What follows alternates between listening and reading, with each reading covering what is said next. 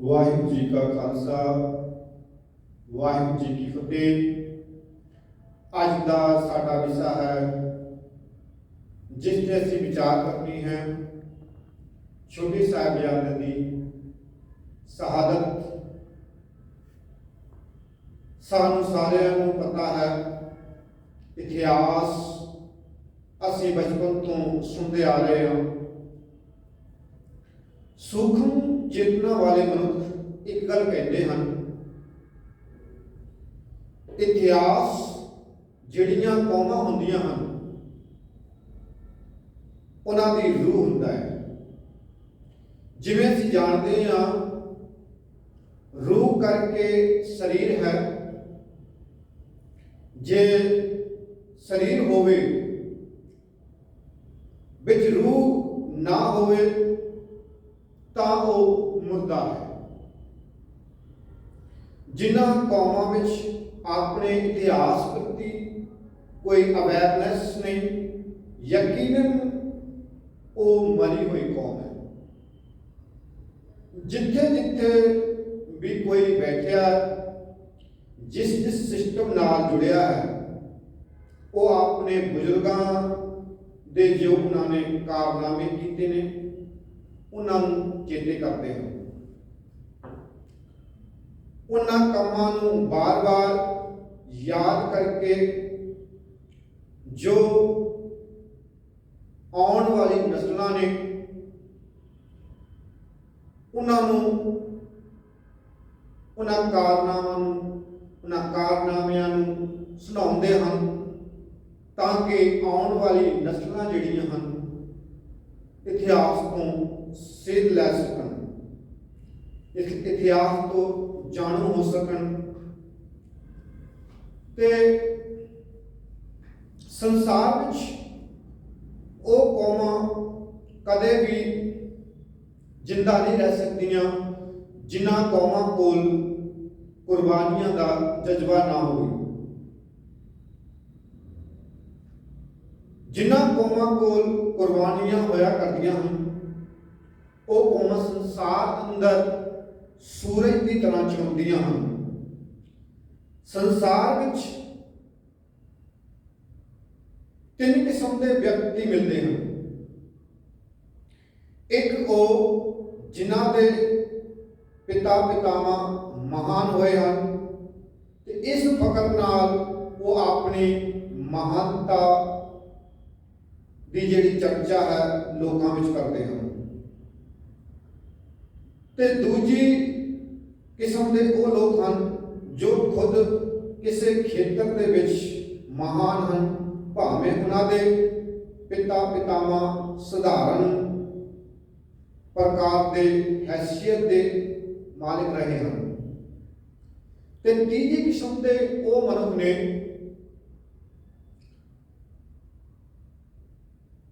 ਜਿਨ੍ਹਾਂ ਦਾ ਪਿਤਾਮਾ ਮਹਾਨ ਨਹੀਂ ਤੇ ਨਾ ਹੀ ਆਪ ਹੀ ਮਹਾਨ ਹਸਤੀ ਦੇ ਮਾਲਕ ਹਨ, ਜਾਂ ਉਹਨਾਂ ਦੀ ਸ਼ਖਸੀਅਤ ਕਿਸੇ ਜੋਗੇ ਨਹੀਂ। ਉਹ ਆਪਣੇ ਸਪੁੱਤਰਾਂ ਸਦਕਾ ਇੱਕ ਗੌਰਵ ਜ਼ਰੂਰ ਅਨੁਭਵ ਕਰਦੇ ਹਨ।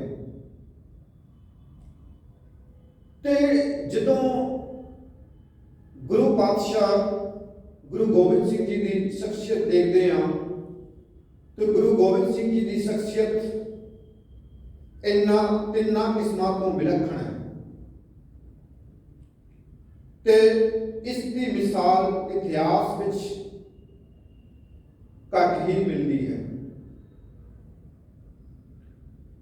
ਸੋ ਸੰਸਾਰ ਵਿੱਚ ਸਿੱਖ ਕੌਮ ਦੁਨੀਆ ਦੇ ਵਿੱਚ ਜਿੰਨੀਆਂ ਕੌਮਾਂ ਹੋਈਆਂ ਹਨ, ਉਹਨਾਂ ਸਾਰੀਆਂ ਕੌਮਾਂ ਤੋਂ ਵਿਸ਼ਾਲ ਤੇ ਵਿਲੱਖਣ ਕੌਮ ਹੈ। ਤੇ ਇਸ ਦੇ ਕੋਲ ਕੁਰਬਾਨੀਆਂ ਭਰਿਆ ਇਤਿਹਾਸ ਹੈ। और ਇਸ ਦੀ ਮਿਸਾਲ ਸੰਸਾਰ ਦੇ ਵਿੱਚ ਕਿਤੇ ਨਹੀਂ ਮਿਲਦੀ। ਔਰ ਇਸ ਦੇ ਵਿੱਚ ਸਭ ਤੋਂ ਛੋਟੀ ਉਮਰ ਦਾ ਜਿਹੜਾ ਇਤਿਹਾਸਕ ਕਾਰਨਾਮਾ ਹੈ, ਇਤਿਹਾਸਕ ਜਿਹੜੀ ਘਟਨਾ ਹੈ ਉਹ ਸੰਸਾਰ ਦੇ ਇਤਿਹਾਸ ਦੇ ਵਿੱਚ ਉਹ ਹੈ ਸਾਕਾ ਸਰਹੰਦ। ਤੇ ਸੰਸਾਰ ਦੇ ਵਿੱਚ ਇੱਕ ਅਜਿਹੀ ਜੰਗ ਗੁਰੂ ਪਾਤਸ਼ਾਹ ਗੁਰੂ ਗੋਬਿੰਦ ਸਿੰਘ ਜੀ ਮਹਾਰਾਜ ਨੇ ਲੜੀ, ਜੋ ਅੱਜ ਤੱਕ ਸੰਸਾਰ ਦੇ ਵਿੱਚ ਨਾ ਕਿਤੇ ਲੜੀ ਗਈ ਤੇ ਹੋ ਸਕਦਾ ਹੈ ਨਾ ਹੀ ਕਿਤੇ ਲੜੀ ਜਾਵੇ। ਜਦੋਂ ਗੁਰੂ ਪਾਤਸ਼ਾਹ ਜੀ ਨੇ ਪਹਾੜੀਆਂ ਤੇ ਮੁਗਲ ਰਾਜਿਆਂ ਦੀ ਕਸਮਾਂ ਤੋਂ ਬਾਅਦ ਅਨੰਦਪੁਰ ਸਾਹਿਬ ਦਾ ਕਿਲਾ ਛੱਡਿਆ, ਸਰਸਾ ਨਦੀ ਤੇ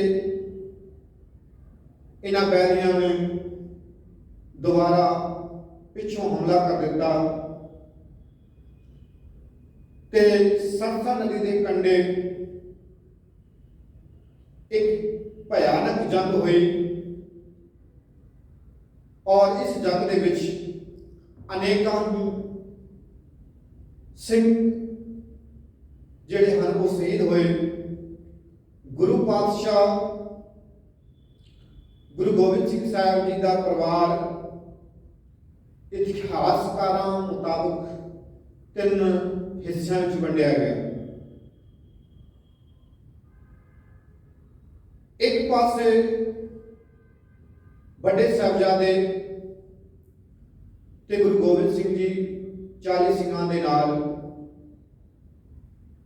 ਚਮਕੌਰ ਸਾਹਿਬ ਵੱਲੋਂ ਨਿਕਲ ਜਾਂਦੇ ਹਨ ਤੇ ਗੁਰੂ ਕੇ ਮਹਿਲ ਭਾਈ ਮਨੀ ਸਿੰਘ ਜੀ ਦੇ ਨਾਲ ਦਿੱਲੀ ਵੱਲੋਂ ਨਿਕਲ ਜਾਂਦੇ ਹਨ। ਤੇ ਛੋਟੇ ਸਾਹਿਬਜ਼ਾਦੇ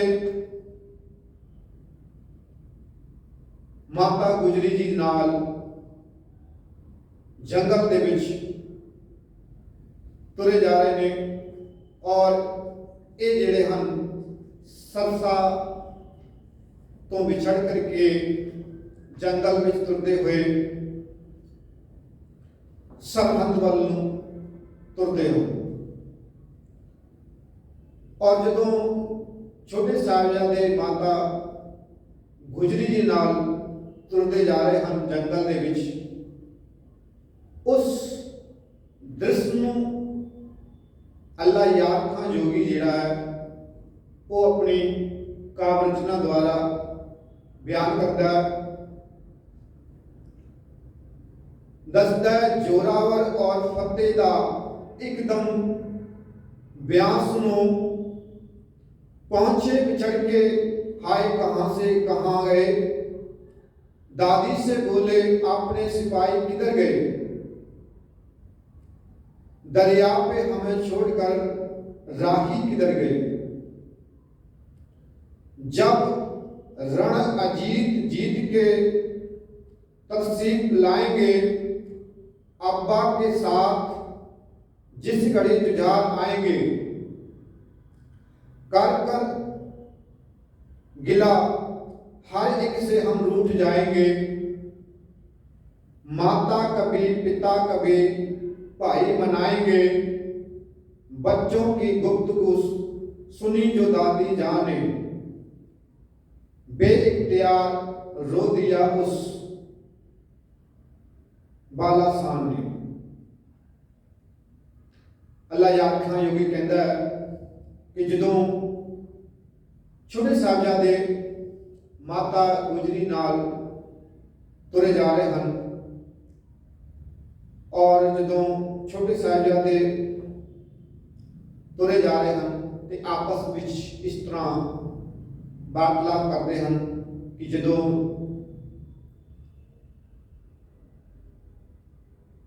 ਵੱਡੇ ਸਾਹਿਬਜ਼ਾਦੇ ਰਣ ਤੋਂ ਜੀਤ ਕਰਕੇ ਆਣਗੇ ਉਹਨਾਂ ਦੇ ਨਾਲ ਉਹ ਰੁੱਸ ਜਾਣਗੇ।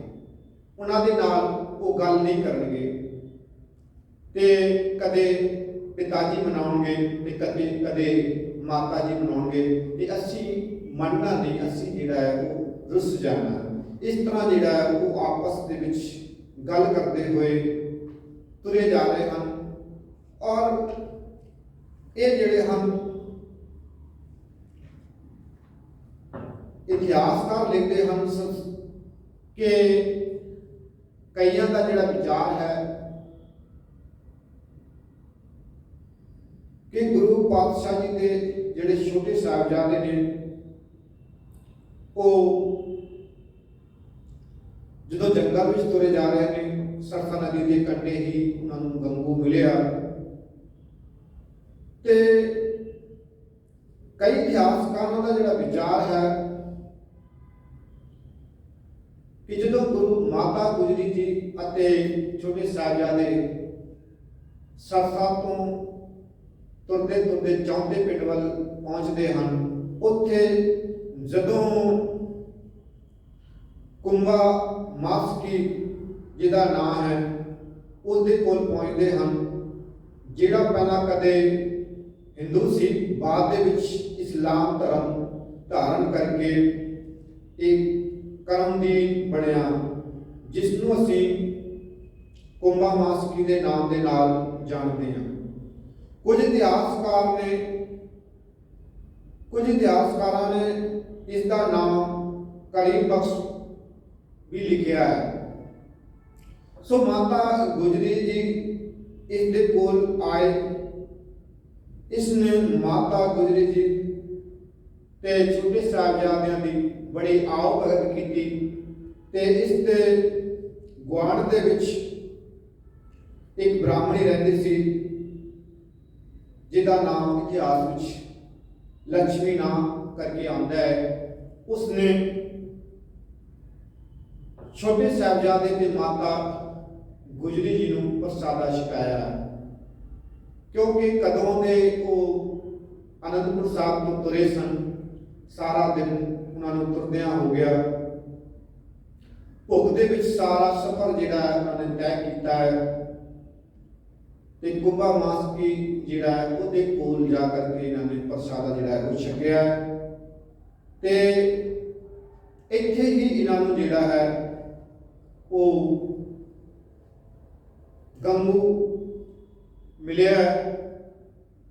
ਸੋ ਇੱਥੋਂ ਗੰਗੂ ਜਿਹੜਾ ਆਪਣੇ ਪਿੰਡ ਸਹੇੜੀ, ਜਿਹੜਾ ਕਿ ਪਹਿਲਾਂ ਇਹਦਾ ਨਾਮ ਸਹੇੜੀ ਸੀ, ਬਾਅਦ ਦੇ ਵਿੱਚ ਜਦੋਂ ਬਾਬਾ ਬੰਦਾ ਸਿੰਘ ਬਹਾਦਰ ਨੇ ਇਸ ਪਿੰਡ ਨੂੰ ਉਜਾੜਿਆ, ਇਸ ਪਿੰਡ ਦਾ ਨਾਮ ਜਿਹੜਾ ਹੈ ਉਹ ਖੇੜੀ ਪੈ ਗਿਆ। ਉਹ ਖੇੜੀ ਤੋਂ ਬਾਅਦ ਇਸ ਪਿੰਡ ਦਾ ਨਾਮ ਜਿਹੜਾ ਹੈ ਉਹ ਖੇੜੀ, ਅੱਜ ਇਹਦਾ ਇਸ ਪਿੰਡ ਦਾ ਨਾਮ ਜਿਹੜਾ ਹੈ ਉਹ ਖੇੜੀ ਕਰਕੇ ਲੋਕ ਜਿਹੜੇ ਹਨ ਉਹ ਜਾਣਦੇ ਹਨ। ਤੇ ਜਦੋਂ ਗੰਗੂ ਬ੍ਰਾਹਮਣ ਆਪਣੇ ਪਿੰਡ ਲੈ ਜਾਂਦਾ ਹੈ ਤੇ ਬਹੁਤ ਘੱਟ ਲਿਖਿਆ ਮਿਲਦਾ ਹੈ ਕਿ ਸਾਹਿਬਜ਼ਾਦੇ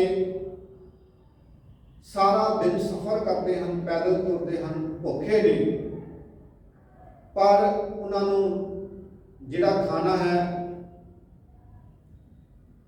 ਉਹ ਇੱਕ ਥਾਂ ਤੇ ਹੀ ਪ੍ਰਾਪਤ ਹੋਇਆ ਹੈ। ਉਸ ਤੋਂ ਬਾਅਦ ਜਦੋਂ ਗੰਗੂ ਆਪਣੇ ਘਰ ਲੈ ਜਾਂਦਾ ਹੈ ਤੇ ਜੋ ਉਹਨੇ ਖਾਣ ਵਾਸਤੇ ਰੋਟੀ ਦਿੱਤੀ, ਬੱਚਿਆਂ ਕੋਲ ਖਾਧੀ ਨਾ ਗਈ। ਉਹ ਰੋਟੀ ਜਿਹੜੀ ਹੈ ਉਹ ਖਾਣ ਜੋਗੀ ਵੀ ਨਹੀਂ ਸੀ। ਇੱਕ ਲੇਖਕ ਹੋਇਆ ਦੂਨਾ ਸਿੰਘ ਖਡੂਰੀਆ, ਉਸਨੇ ਕਥਾ ਗੁਰਸਤੋਤਮ ਦੇ ਵਿੱਚ ਜ਼ਿਕਰ ਕੀਤਾ ਕਿ ਜਦੋਂ ਛੋਟੇ ਸਾਹਿਬਜ਼ਾਦਿਆਂ ਕੋਲ ਗੰਗੂ ਦੀ ਦਿੱਤੀ ਹੋਈ ਰੋਟੀ ਨਹੀਂ ਖਾਧੀ ਗਈ, ਉਸ ਵੇਲੇ ਮਾਤਾ ਜੀ ਨੇ ਆਪਣੀ ਜਿਹੜੀ ਖੁਰਲੀ ਸੀ ਉਹਦੇ ਵਿੱਚੋਂ ਕੁਝ ਮੋਹਰਾਂ ਕੱਢ ਕੇ ਦਿੱਤੀਆਂ ਤੇ ਪਤਾਸੇ ਜਿਹੜੇ ਹਨ ਉਹ ਮੰਗਾ ਕਰਕੇ ਬੱਚਿਆਂ ਨੂੰ ਦਿੱਤੇ ਹਨ। ਔਰ ਉਦੋਂ ਫਿਰ ਸਾਹਿਬਜ਼ਾਦਿਆਂ ਨੇ ਪਤਾਸੇ ਜਿਹੜੇ ਹਨ ਉਹ ਖਾਦੇ ਹਨ। ਤੇ ਭਾਈ ਰੈਣ ਖੁਰਜੀਤ ਨੇ ਲੀਨੀ और उसे वक्त ही जिहड़ी है वो मोहरा वाली खुरजी गंगू ने देख ली ते रात पैण ते रात नूं एक खुरली जिहड़ी है खुरजी जिहड़ी है वो चोरी कर लैंदा है, जिस दे विच मोहरां रखियां होईयां सन। ते सवेरे फिर जदों साहिबजादे माता जी नूं कहंदे हन कि भुख लगी है, उस वेले माता गुजरी जी बच्चियां नूं दुबारा कुछ मंगाउण वास्ते उस खुरजी नूं लभदी है जिस दे विच मोहरां रखियां होईयां सन। तां पता लगदा है कि वो नहीं है। ते माता जी उस गंगू ब्राह्मण नूं जदों पुछदे हन ते वो जिहड़ा है माता जी नूं कहंदा है कि मैं एक ते तुहानूं अपने घर जिहड़ा है वो ठहराया होया है, अपने घर दे विच रोकिया, हकूमत दे तुसीं बागी हो ते हकूमत दे जिहड़े सिपाही ने वो तुहानूं लभदे फिरदे हन। ते उस वेले एक कवि कहंदा है, तबै गंगू ऐसे कह तुम हमको तौमत दे हो, हम तुम करना राक्षसी हम स्यों कैसा ने। तुहाडी अपने घर नहीं रख सकदा कि तुहाडी ते मेरी जिहड़ी है वो की पछाण, तुहाडा मेरा की रिश्ता, तुसीं ते मेरे दे उत्ते जिहड़ा है वो इल्जाम ला रहे हो। एक तां मैं तुहानूं अपने घर दे विच पनाह दित्ती है, दूजा तुसीं मेरे उत्ते इल्जाम ला रहे हो। ते बद जात बद सिफात वो गंगू निमक हराम निकला। कवि जी कहते हैं, कवि ने लिखा कि बद जात वो बद सिफत गंगू निमक हराम निकला, टुकड़ों पे सतगुरु के जो पलता रहा मुदाम। कर ले आया सतगुरु को जो बद लगाम, था जोर के लुटने को किया ए इंतजाम, दुनिया में अपने नाम को बदनाम कर गया, दुश्मन भी जो ना करता वो एक काम कर गया। कवि कहता है कि बद जात बद सिफात कि ये जिहड़ा निमक हराम कि जदों कोई इंसान किसी को सारी उम्र काम करता रहा होवे, नमक खाता होवे और नमक खाने तो बाद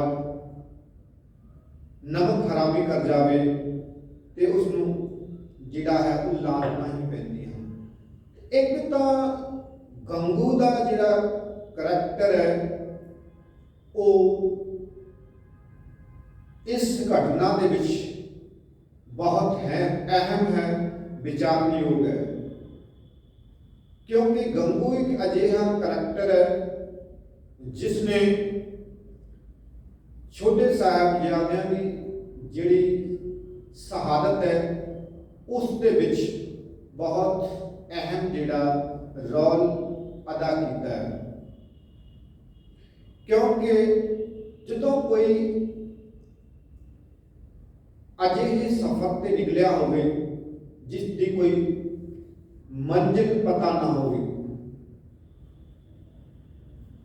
कोई थां ठिकाना पता ना होवे और संसार दे जिहड़े लोग ने वो तुहाडे दुश्मन बन जाण ते अजिही अवस्था दे विच ਅਜਿਹੇ ਸਫ਼ਰ ਦੇ ਵਿੱਚ ਤੁਹਾਨੂੰ ਕੋਈ ਤੁਹਾਡੇ ਜਾਣਕਾਰ ਜਾਂ ਜਾਣਨ ਵਾਲਾ ਮਿਲ ਜਾਵੇ, ਭਾਵੇਂ ਕਿ ਥੋੜਾ ਹੀ ਜਾਣਕਾਰ ਹੋਵੇ, ਥੋੜੀ ਹੀ ਜਾਣ ਪਛਾਣ ਹੋਵੇ, ਜੇਕਰ ਇਸ ਤਰ੍ਹਾਂ ਦਾ ਬੰਦਾ ਵੀ ਤੁਹਾਨੂੰ ਮਿਲ ਜਾਂਦਾ ਹੈ ਤਾਂ ਇੱਕ ਹੌਸਲਾ ਜਿਹੜਾ ਹੈ ਉਹ ਹੋ ਜਾਂਦਾ ਹੈ। ਤੇ ਇਸ ਤਰ੍ਹਾਂ ਜਦੋਂ ਗੰਗੂ ਨੇ ਮਾਤਾ ਜੀ ਦੀ ਜਿਹੜੀ ਮੋਹਰਾਂ ਵਾਲੀ ਥੈਲੀ ਸੀ ਜੋ ਖੁਰਜੀ ਸੀ ਚੁਰਾ ਲਈ, ਉਸ ਤੋਂ ਬਾਅਦ ਜਦੋਂ ਮਾਤਾ ਅਤੇ ਗੰਗੂ ਦੇ ਵਿਚਕਾਰ ਜੋ ਬਹਿਸ ਹੋਈ, ਉਸ ਤੋਂ ਬਾਅਦ ਗੰਗੂ ਜਿਹੜਾ ਹੈ ਉਹ ਮਾਤਾ ਜੀ ਨੂੰ ਤੇ ਛੋਟੇ ਸਾਹਿਬਜ਼ਾਦਿਆਂ ਨੂੰ ਆਪਣੇ ਘਰ ਦੇ ਵਿੱਚ ਬੰਦ ਕਰਕੇ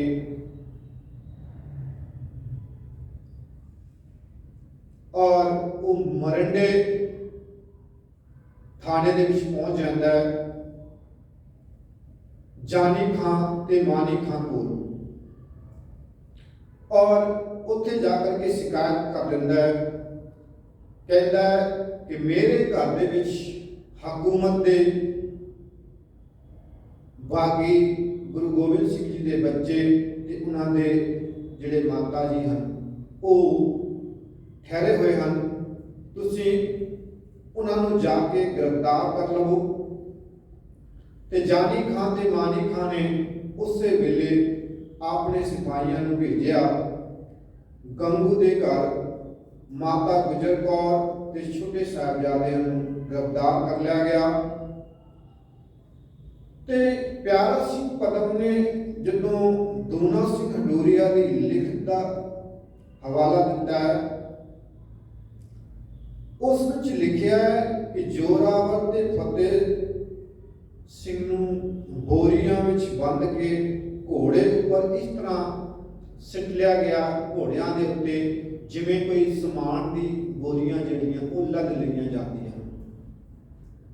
ਤੇ ਇਸ ਤਰ੍ਹਾਂ ਉਹਨਾਂ ਨੂੰ ਔਰ ਮਾਤਾ ਜੀ ਨੂੰ ਵੀ ਜਿਹੜਾ ਬਣ ਕੇ ਜਿਹੜਾ ਹੈ ਉਹ ਮਰੰਡੇ ਥਾਣੇ ਦੇ ਵਿੱਚ ਲਿਆਂਦਾ ਗਿਆ।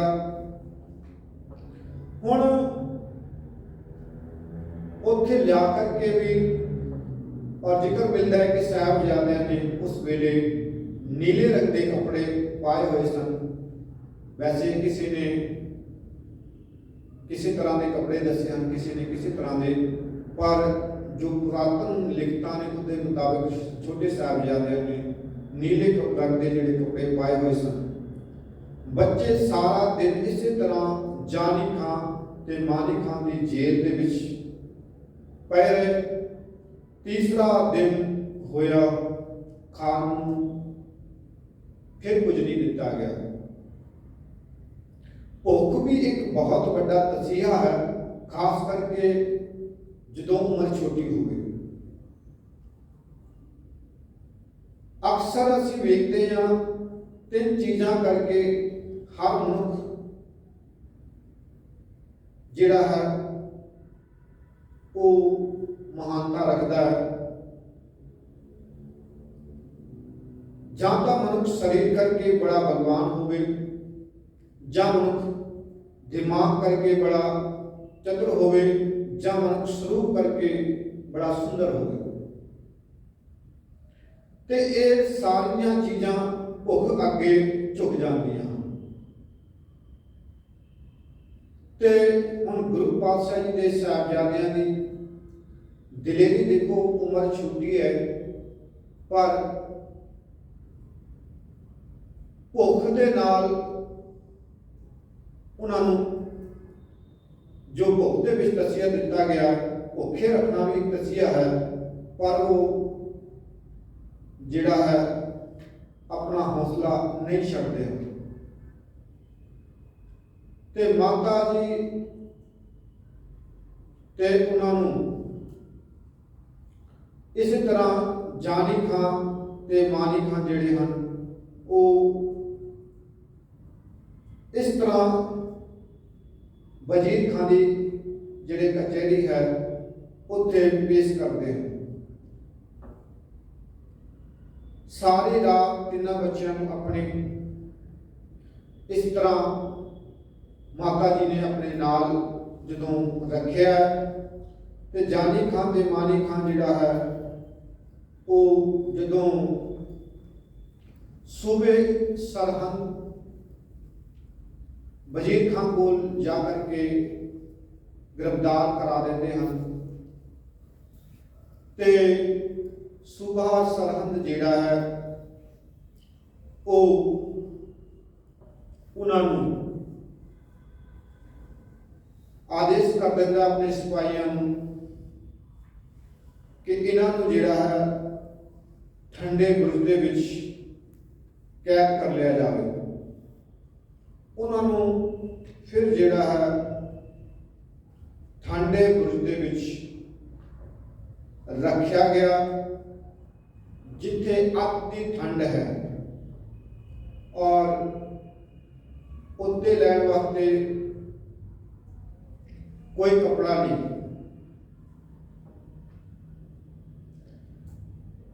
सारी रात इसी तरह माता जी की गोद दे विच ये बच्चे जिहड़े हैं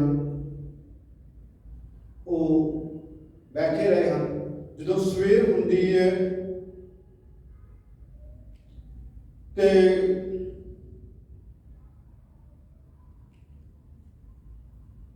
सूबे दे जिहड़े सिपाही हैं वो आ जाते हैं ते माता जी नूं कहते हैं कि बच्चियां नूं तैयार करो, असी कचहरी लैके जाना है।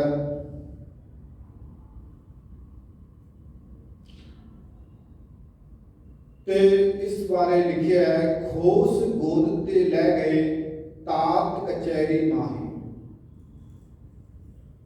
अजे दिन चढ़ा ही सी, माता दी गोद विचों खोके कचहरी वाल छोटे साहिबजादियां नूं जिहड़ा है वो ले जाया गया ते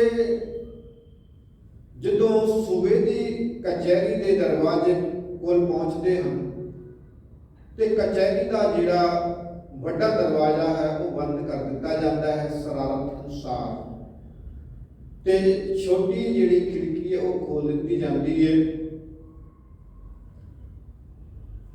ताकि जदों साहिबजादे अंदर जान तो उन्हों का जिहड़ा शीश जिहड़ा है वो झुक जाए ते वो आख सकन कि गुरु के लाल वजीर के अगे झुक गए। बच्चियां ने जदों कचहरी दे विच प्रवेश करना सी उदों मां ने सब तो पहला अपने पैर रखे, फिर बाद दे विच छाती तन के शीश कट के जिहड़े हन वो खड़े हो जाते हैं ते अंदर जाकर के वो फतेह बुलाते हैं। हुण सामने खड़ा है सुचानंद ते तख्त ते वजीर खां बैठा है। काजी साहबजादियां नूं कह रहा है असी औरंगजेब नाल गल करके इस्लाम दे विच जे तुसीं आ जाते हो, जेकर तुसीं इस्लाम कबूल कर लैंदे हो, असी औरंगजेब नूं तुहाडे गुनाह जिहड़े हन वो माफ करवा देंगे, तुहानूं ऐलकारियां जिहड़ियां वो दित्तियां जाणगियां ते इस्लाम दियां जिहड़ियां सोहणियां बच्चियां ने उन्हां दे नाल तुहाडा जिहड़ा वो ब्याह करवा दिता जाएगा, तुहाडा आनंदपुर वापस दे दिता जाएगा, तुहाडा पिता खत्म हो गया, तुहाडे भरा जिहड़े हन वो भी खत्म कर दिते गए हैं। ਹੁਣ ਤੁਸੀਂ ਇਕੱਲੇ ਰਹਿ ਗਏ ਹੋ। ਜੇਕਰ ਦੀਨ ਇਸਲਾਮ ਕਬੂਲ ਕਰਨ ਵਾਸਤੇ ਤੁਸੀਂ ਤਿਆਰ ਹੋ ਤੇ ਔਰੰਗਜ਼ੇਬ ਨਾਲ ਗੱਲ ਕਰਕੇ ਤੁਹਾਨੂੰ ਬਖਸ਼ਵਾ ਦਿੱਤਾ ਜਾਏਗਾ। ਤੇ ਇਸ ਗੱਲ ਨੂੰ ਕਵੀ ਲਿਖਦਾ ਹੈ ਕਿ ਇਸ ਗੱਲ ਦਾ ਜਦੋਂ ਸਾਹਿਬਜ਼ਾਦਿਆਂ ਨੇ ਜਵਾਬ ਦਿੱਤਾ ਕਚਹਿਰੀ ਦੇ ਵਿੱਚ, पढ़ के कुरान जो पिता को करता है कैद, उस औरंगजेब की गल साडे सामने करते हो। छोटे साहबजादियां ने कहा कि जिहड़ा कुरान की जिहड़ी पढ़ाई करता है, जिहड़ा कुरान नूं पढ़ता है और उस तो सेध की लैंदा है, उस सिक्ख्या की लैंदा है, उसनूं पढ़न तो बाद भी अपने पिता नूं जिहड़ा है वो कैद करदा है। कि अजिहे औरंगजेब की गल तुसीं साडे सामने कर रहे हो, जिहड़ा कुरान पढ़न दा पाखंड ही करदा है, अपने प्यो नूं जेल विच कैद करदा है। इहो जिहे औरंगजेब की गल साडे सामने करदे हो, जिहड़े अपने माँ प्यो की मौत ते खुशी दे जश्न मनाउंदा है। इतिहास होंदा है कि औरंगजेब ने अपने पिता नूं जेल विच कैद किया और अपने भरावां नूं जिहड़ा है वो मार दिता सी। भरावां नूं मारन तो बाद जिहड़ा है वो तख्त ते औरंगजेब बैठिया। ते हुण साहिबजादियां दी उम्र बड़ी छोटी है, लेकिन जवाब जिहड़ा है बड़ा दिलेरी भरिया है। साहिबजादे कहते हैं कि तुसीं उस औरंगजेब की गल करते हो जिहड़ा कि पढ़दा ते कुरान है, लेकिन अपने माँ प्यो नूं कैद विच रखदा है ते भरावां नूं मार के गद्दी ते बैठदा है ते प्यो दी मरण दी खुशी दे विच वो जश्न मनाउंदा है। ते इहो जिहे औरंगजेब की गल साडे सामने करदे हो। कतला बिरादर जिस मामूली मनदा है कि जिहड़ा कतल करन नूं मामूली जा काम समझदा है, अजिहे औरंगजेब की गल साडे सामने करदे हो। अपने भरा दा कतल करना, गद्दी ते बैठना वो छोटा काम समझदा है, उसकी गल साडे सामने करदे हो। आम लोकां नूं उस तो आस नहीं इंसाफ दी, ये सिर झुकाए नहीं जा सकते।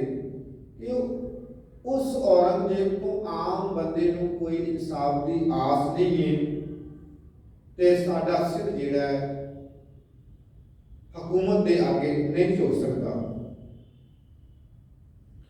ते पूरा दिन इस गल उत्ते लग गया कि इस्लाम कबूल कर लैण।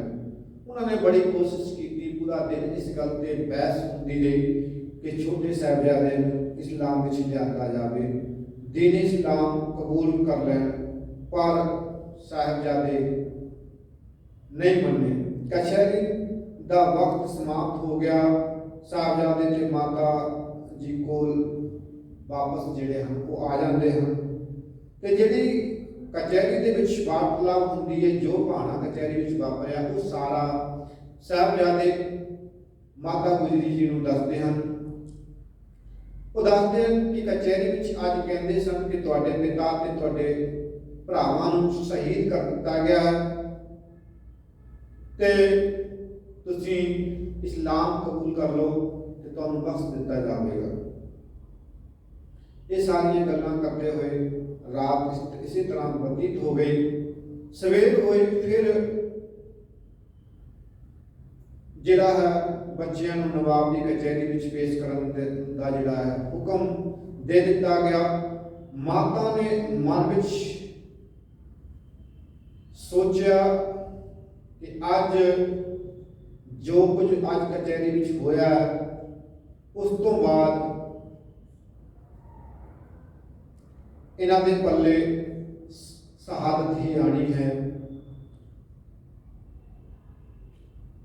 जदों अगले दिन फिर माता कोलों कचहरी गए, अज दूसरा दिन है, कचहरी लगी है ते काजी उत्थे सुच्चानंद उत्थे है। बच्चों को फिर किया गया, वजीर खान सिर झुका के सलाम करो। बच्चों का जवाब सी, साचे साहिब को सलाम किया है, किसी और को नहीं करेंगे। फिर उत्थे खड़ा सी सुच्चानंद दीवान, कहता है कि इस्लाम कबूल कर लो। कबूल अगर तुसी इस्लाम कर लेंदे हो तो तुहानूं जिहड़ा है सारियां जिहड़ियां वो सहूलतां जिहड़ियां वो दित्तियां जाणगियां और तुहानूं बख्श दिता जाएगा। सुच्चानंद जिहड़ा वो खड़ा उस बड़ा सोची जाता है, पर साहबजादे जिहड़े हैं इन्हां बच्चों के साहबजादियां के जिहड़े जवाब ने वो सुनते हैं। वो कहते हैं, तलीम जोर का कहीं कुरान में नहीं, नेकी तुम्हारे साके ईमान में नहीं। कि तुहाडे कुरान दे विच किते नहीं लिखिया होया है कि जबरन किसी नूं जिहड़ा है वो शहीद किया जाए। इस तरह जदों सारे तरीकियां दे नाल साहिबजादे नहीं डोले, उन्होंने लालच भी दिते गए, डरावे भी दिते गए, पर उन्होंने जिहड़ा है उन्होंने जिहड़ा ऑफर है वो ठुकरा दिता। उन्हें कहो नवाब ये सब बिसूरे, छोटे बड़े दसेंगे जरूरी। एक तो गुरु गोबिंद सिंह जी सब के सुपुत्र ने। सुच्चानंद कहता है कि ये सब के पुत्र ने, सब नाल दुश्मनी पानी ते सब के बच्चों जिहड़ा है दुध पियाना, शेर नूं मारना, बगियाड़ नूं मारना ते उसके बच्चे नूं बसना जिहड़ा है पालना, वो कोई सियाणप नहीं। इन्हां बच्चों खत्म कर दिता जाए। इस तरह जदों सुच्चानंद ने नवाब की कचहरी विच किया तां नवाब ने फिर जो है काजी नूं कहा कि इन्हों जिहड़ा है फतवा सुनाया जाए।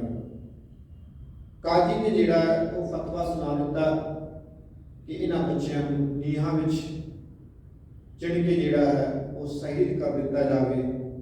आखिर छोटे साहबजादियां